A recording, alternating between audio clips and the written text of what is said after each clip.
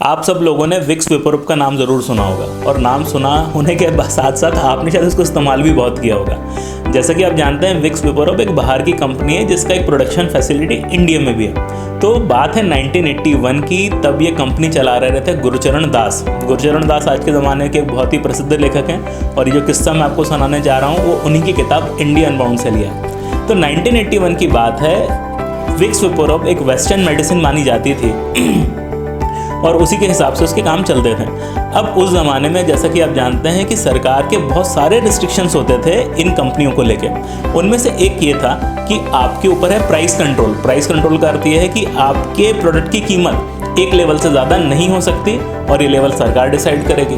दूसरा होता था मैन्युफैक्चरिंग कंट्रोल, लाइसेंस राज, यानी आप उत्पादन कितना कर सकते हैं ये भी सरकार बता सकती है। बहुत अच्छी बात है। चूँकि विक्स वेपोरब एक मेडिसिन की कैटेगरी में आता था तो केवल ये बिकता था आपके मेडिकल शॉप्स के द्वारा।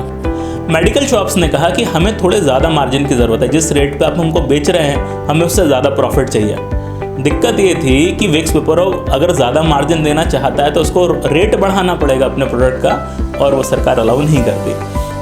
धीरे धीरे बात इतनी बढ़ी कि भारत के जितने भी रिटेलर्स थे उन्होंने हड़ताल करी और कहा हम विक्स वेपोरब नहीं खरीदेंगे और कंपनी आ गई लॉसेस में। बाद में थोड़ा नेगोशिएशन वगैरह हुआ लेकिन स्थिति बड़ी ख़राब चल रही थी। एक दिन किसी आदमी ने कहा यार कितना अच्छा होता अगर हमारा विक्स वेपोरब एक वेस्टर्न मेडिसिन नहीं होता, एक आयुर्वेदिक प्रोडक्ट होता। अचानक से लोगों ने रिसर्च करनी चालू की और पता चला कि विक्स वेपोरब में लगने वाले सारे इंग्रेडिएंट एक्चुअली आयुर्वेद के अंतर्गत आते हैं। यानी आप टेक्निकली इसको अब एक आयुर्वेदिक मेडिसिन की तरह प्रचार या कैटेगराइज कर सकते हैं। इससे फ़ायदा क्या होगा?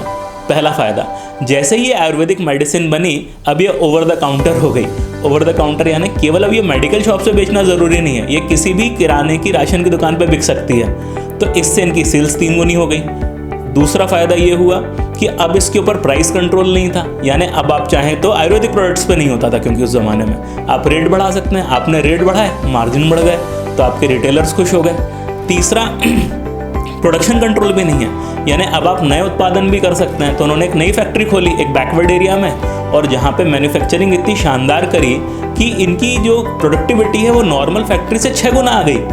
इन सब चीज़ों के कारण ओवरऑल जो प्रॉफिटेबिलिटी थी कंपनी की, जो 1% की थी, सेल्स का 1% प्रॉफिटेबिलिटी थी, वो बढ़ के 12% हो गया। और तो और इनका जो शेयर प्राइस था वो 18 महीनों के अंदर 30 रुपये से बढ़ के 400 रुपये हो गया।